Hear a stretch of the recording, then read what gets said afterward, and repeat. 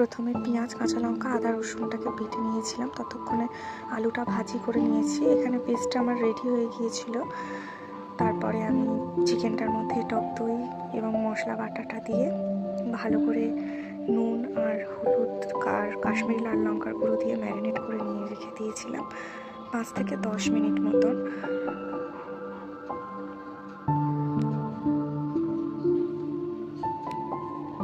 এটাকে আমি রেস্টে রেখেছিলাম 5 থেকে 10 মিনিট।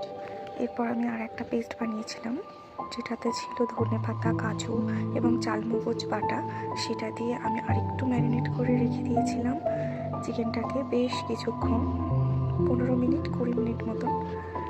15-20 মিনিট পরে চিকেনটাকে দেখতে এরকম লাগছিল। এরপর যেই তেলে আমরা আলু ভেজেছিলাম সেই তেলে গোটা জিরে, গোটা গরম মশলা ফোড়ন দিয়ে দিয়েছিলাম পেঁয়াজ। পেঁয়াজটা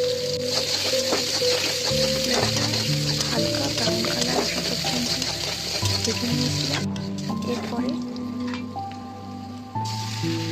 তেলের মধ্যে পুরো ম্যারিনেট করা চিকেনটা আমরা ঢেলে দিয়েছিলাম।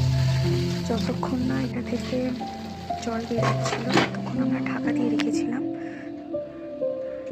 তো বেশ দেখতে পাচ্ছ অনেকটাই জল বেরিয়ে গিয়েছে। জলটা বেরিয়ে যাওয়ার পর আমি সামান্য একটু চিনি দিয়েছিলাম। চিনি দিয়ে বেশ ভালো করে চিকেনটাকে কষিয়ে নিয়েছিলাম। এই পর্যায়ের মতনই আমি চিকেনটাকে কষিয়ে নিয়েছিলাম বেশ ভালো করে।